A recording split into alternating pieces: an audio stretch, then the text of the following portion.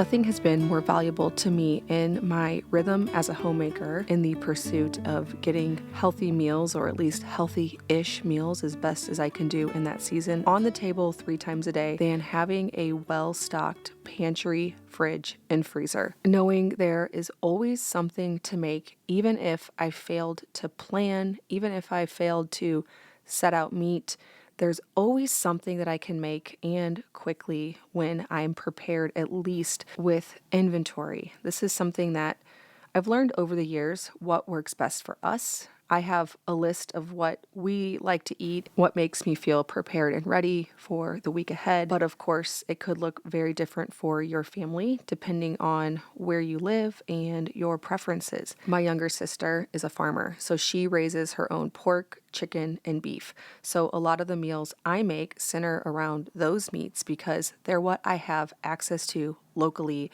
a source that I trust, and an ample supply I can go get them. I've noticed that different families have different spices that they add to everything that they just love. And one time I did a video about this, and I had so many different commenters saying, oh, we add this herb to everything, or we add this one. And they were all very, very different. But just making sure that you simplify that and you have a large quantity of that, to me, is very important. One spice that we keep a ton of is chili powder and cumin, because we like dishes that have those. We add it to tacos, we add it to chilies. Anytime I'm making, whether it's chicken or shredded beef or ground beef or steak in the form of a taco, I would feel very unprepared and lost without those herbs in abundance. So those are the things that I buy over and over again. Some others that I must have in order to keep this ship a-sailing: garlic powder, onion powder, peppercorns, and a pepper grinder, an Italian seasoning blend, and cinnamon. Now, of course, I have quite a few others sitting in my pantry, but those are the ones that I just make sure that we are stocked with because they cover all the bases, and I can use the other supplies I keep in my pantry to pull meals together when I at least have those. We'll talk about some of the other things I keep stocked, but right now I am making a classic that we make pretty often during at least the colder months because it features the things that I keep on hand and a fast thawing meat. And so it just ends up in the rotation, and that is chili. So I have my chili powder, my cumin, some canned beans and tomatoes and onions, and then I'm milling some soft white wheat berries to add to a cornbread. So having lots of baking supplies in stock means that there's always something I can make if it's just something baked. I like having several recipes like this in my arsenal because it rounds out a meal. It's filling. If I double it, we have leftovers. People can eat it for breakfast, grab and go. There's always something baked sitting around here. This is just a regular cornbread recipe, except for I'm substituting the soft white wheat berries freshly milled for what was all-purpose in the recipe. Now, when I do that, I like to add about 1.5 times the amount of flour in soft white wheat berries. When I had Sue Becker on the podcast to talk about whole grains, she said her typical rule of thumb for soft white wheat is to add 1/4 cup more per cup. For some recipes, I find that that works, but then for some, it still ends up being a little bit too wet when I do freshly milled soft white. So today I did 1.5, and it worked pretty well. Of course, it could verge on dry with cornbread. So maybe 1 1/3, a third more per cup would be good, but this did work out pretty well, and I doubled the recipe, so I made all kinds of adaptations, but it still was a hit.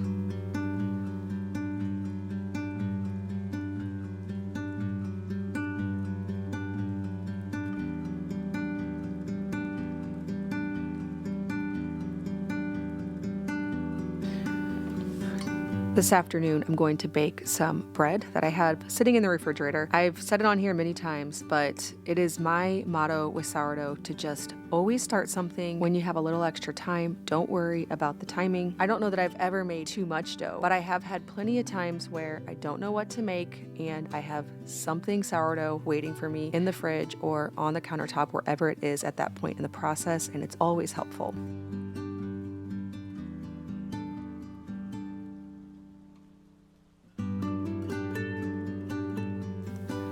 Stocking my pantry with high quality ingredients can be tricky, but one brand that helps to do this, and today's video sponsor, is Kettle and Fire. Kettle and Fire's mission is to make products that heal rather than harm. Bone broth is great for cooking, but it can also make a nutritious beverage to add some protein to your daily diet. It is exceptionally rich in collagen, proteins, amino acids, vitamins, and minerals, which can only come out of bones through a slow simmering process. Conventional cooking broths and standard stocks are usually what's left after flash boiling meats and are void of the key nutrients found in bones. There are 4 main components of high quality bone broths. One is simmer time, at least 14 hours for maximum nutrient extraction. Temperature, so cooked evenly to enhance the flavor. Real bones, so believe it or not, some actually use powders or fragments of bones. And sourcing standards. Kettle and Fire sets the standard high by meeting all 4 of these requirements. For the beef products, in every carton you'll find 100% grass-fed and finished beef bones. In the chicken products, you'll find only organic free-range chicken bones. They're slow simmered for 14 to over 20 hours, and they have an up to 2-year shelf life. For the beef and chicken bone broths, there's 19 grams of protein per serving. Kettle and Fire is offering Farmhouse On Boone viewers 20% off when you try these delicious and nutritious bone broths with my code FarmhouseOnBoone20 in the link in the description box below. I'll also leave a QR code right here so you can get these bone broths stocked in your pantry. Risotto is a great pantry staple meal because, like I mentioned, it has so much protein because of all the broth. And then it relies on some of my other staples that I always keep, like rice, onions, cheese, Parmesan cheese, butter, wine. It all comes together beautifully and slowly on a cold spring day. When stocking my pantry, I have a handful of fats that I like to keep for all my baking endeavors, all cooking, frying. Those are lard, tallow, butter, coconut oil, avocado oil, and olive oil. They all have a place in my kitchen, but in different quantities. I end up using the most of butter. I have certain things I prefer coconut oil for, certain things I prefer lard and tallow for, and same for all of these. A lot of them can be used interchangeably, and so your preference might be less of a selection of fats. But no matter what, if you're going to be doing a ton of cooking and baking, you will need a well-stocked cabinet with fats in it.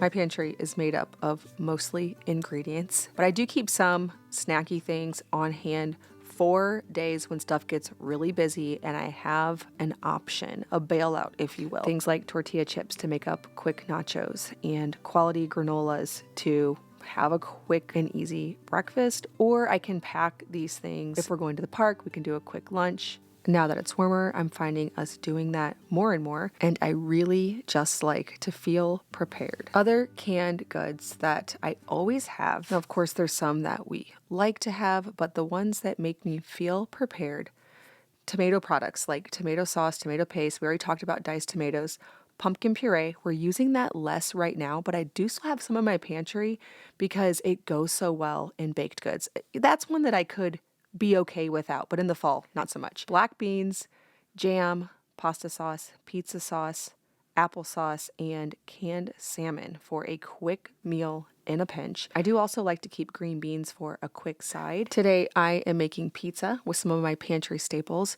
I am going to saute onions and garlic and a little bit of butter and olive oil, and then add some tomato paste and canned tomatoes, a little sugar, a little salt, give it a quick blend, and it makes for a delicious pizza sauce. Now, I told you that I like to make sourdough even when I don't know what's on the plan. Well, the other day, I made up a whole bunch of sourdough pizza doughs, allowed them to ferment, and then put them into the freezer. Last night, I got one of those bags out because I anticipated that it'd be a great day today to have pizza. And here I am, all prepared with dough already made. This week, I interviewed J. Merle Stewart, my friend over at Large Family Table, and then on YouTube here as J. Merle Stewart, who is the bulk prep queen. Now, I don't think that interview is out right when this video comes out, but coming very, very soon. You can hear that over at Simple Farmhouse Life podcast. But I was inspired by her because you can take days where you do have a little extra time, do a whole bunch of prep work, make a bunch of different sourdough doughs like pizza dough, sandwich bread, sweet rolls, whatever works for you and your family. Brown meat, chopped veggies, ferment something, can something, get it in the freezer, the fridge, the pantry, and then it saves you on the days where you don't have it all together. And you can't see those days coming. You don't really know for sure when that's going to happen, what those days are going to look like, but it gives you such a peace knowing that it's taken care of. There will be dinner if and when those days happen. This sourdough pizza dough recipe is one of the most popular over on farmhouseonboone.com, so you can head over there, print it off, get it in your arsenal, and when you have a little extra time, make up a bunch of it. Now, I made mine half whole grain, half all-purpose. I did a hard wheat, I believe hard red, because that's what I had. Hard white works also. You can do 100% whole wheat. I do that sometimes too. I feel like it gets a little bit dry sometimes. So this time I did half all-purpose. I like to bake it in a preheated cast iron skillet or a pizza stone. I went to dig my pizza stone out for the first time since living in this house because I normally just use my cast iron skillets and noticed that it broke in half. Somehow in the move, it got busted. So cast iron skillets work great also. Anything that holds its heat helps these to bake better. Now, bonus points, if like my younger sister, you have an outdoor pizza oven. We want one so bad. I think it's such a neat party concept. We do actually have an uni, but I just haven't set it up here. And it's probably not that big of a deal, and I should do that. I really want something permanent at the new place. We'll see. Luke and I joke that we think all of our hopes and dreams are going to just happen at the new place. Somehow we'll have time. We'll be able to do all these things. It's really funny the way we push things off. Okay, I mentioned earlier that one of my pantry staples I like to keep is canned salmon. It's a real bailout that comes almost exclusively from the pantry. I use canned salmon, a little flour, salt, garlic powder, add a couple eggs. I like to pull a few of the bones out. If you open it up carefully, you can usually get a whole row of them. I know that they're healthy. I just don't like crunching into a bone. Something about it. Now, usually I miss a few, but when I'm bringing this all together with my hands, I can find more and I crush some up so that they're indistinguishable. Patty them up, fry them in oil, serve them with fried potatoes, maybe some fresh herbs or sauerkraut, all things that we keep in our pantry. Yes, even the eggs, because we have chickens and that means I can keep them at room temperature. My stock list for grains and flour, typically, all-purpose or a bread flour. I kind of use those interchangeably. Whole grain, kamut, spelt, wheat berries, soft and hard, rolled oats, popcorn, rice, dried pasta, cornmeal. These are the things that if I have them, I'm feeling good. For dried beans and nuts, I don't keep a ton of stuff because they end up going bad if I don't have them in the regular rotation. At least the nuts do, not really the beans so much. I could keep tons of those, but black beans, white beans, split peas, lentils, a lot of these I don't even use all the time, but since dried beans don't really go bad, they're nice having in there for when all else fails. Like the other day when I was all ready to make chili and it was going to be a real quick meal. I didn't have any canned black beans because I use them because they're so easy to reach for. I just threw black beans in my Instant Pot and still in under an hour we had chili, and lentils cook even faster than that. Peanut butter, we'll count that in this category. We go through a lot of peanut butter, walnuts, and pecans.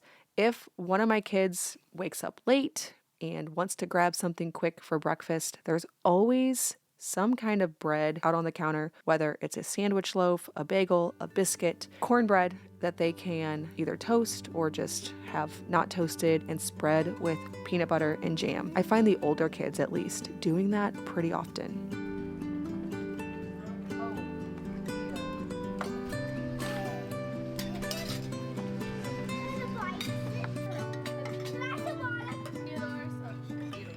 Today, I'm reaching for some of my lesser used pantry staples, and I'm going to make a cozy soup.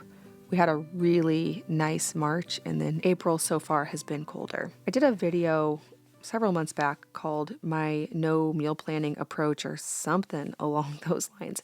and I talked about the basics of soups and mastering soups so that you can throw it together with any of the ingredients you have. For me, the process and how I do soups remains pretty much the same no matter what ingredients I'm swapping in and out. So I saute the vegetables in butter or oil, some kind of fat. For most soups, having 5 basic things on hand for the vegetable part, celery, carrots, potatoes, garlic, and onions works great. Today, I don't have all of those things, so I'm doing carrots, garlic, and onions. Sprinkle in a little flour for thickening, add a broth, season it to taste, add a cooked protein, add a carb, simmer, and add toppings. So in today's case, I'm going to add the protein with the broth so it can cook throughout the day because that protein is a bean, whereas if it was a meat, I would cook it first. A carb for a soup might be pasta, barley, or rice. Today, I have some of that bread that I made earlier in the week, so I'm going to toast that and serve it with the soup to round it out. So the carb won't necessarily be in the soup, but on the side. And then for the toppings, things like sour cream, cheese, avocados, sauerkraut. We always have a bunch of toppings in our refrigerator, our pantry. It varies by season. I'll add herbs. Today, I just noticed that I had a Ziploc bag in the fridge with an already cut up onion and some jalapeno peppers from something the other day. And sometimes I'll throw things like that in a Ziploc bag and then forget that they're there, reach for a new onion. A soup is a really good time to just throw in all the extra veggies that are in your fridge because once it simmers in that broth all day, it kind of all melts together. I'm also adding in some canned tomatoes with the vegetables. Tomatoes almost always make a soup better. Now, there are certain ones where that might not be the case. I'm adding in the lentils and the split peas. I also cooked the black beans separately because I knew that they would take a little bit longer and I didn't want them to get mushy. I also recently interviewed on the podcast Christine from Frugal Fit Mom. That episode is probably out right now. I need to look at my schedule, but just head over to the Simple Farmhouse Life YouTube channel or any of your favorite podcast players if you want to stay up to date with those interviews. She talked about how most of our food at home isn't good because we don't salt it enough. And I totally agree. I feel like when we first start cooking from scratch, we don't realize just how much salt is added to processed and prepackaged things. And so it almost seems crazy how much salt you have to add to things that aren't salted. Things like beans, potatoes, they just suck up all that salt. And so if you're buying a canned soup, it likely already has so much of it, but it feels weird adding in the quantity that you need for it to taste good. So I do recommend throughout cooking to keep tasting your food and make sure that it is seasoned properly so that your family will also love it.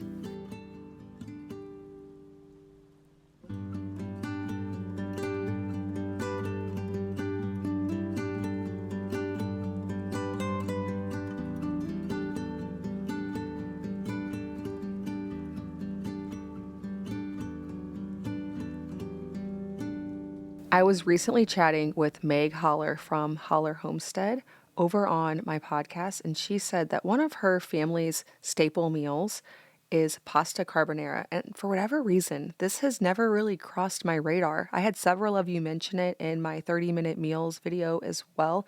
So I don't know why we've never tried this, but it is my new favorite thing to make because essentially the sauce in the pasta is eggs, which I love eggs for their cheap protein source. Now, I realize they're not as cheap right now. The prices have gone up, but many of us that keep chickens, we end up with a lot of eggs. And even still, price compared to like meat, I find eggs to be a great protein source and relatively inexpensive. So for this, the ratio that I did that I think works really well, and if you're making this for a large family, you're going to need to double or triple it.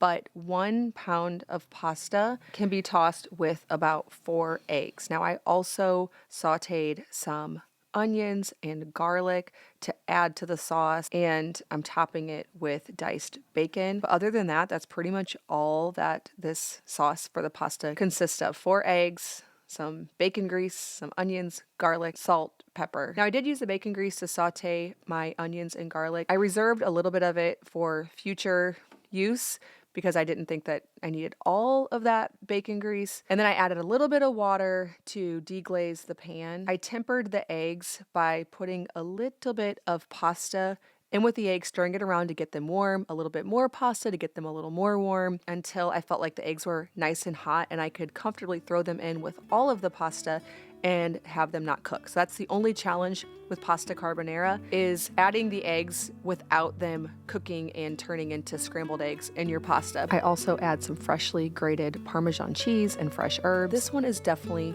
becoming a family favorite. I have my meal planning presentation I did at the Modern Homestead Expo, plus my pantry lists available as a PDF. I will leave that linked in the description box below.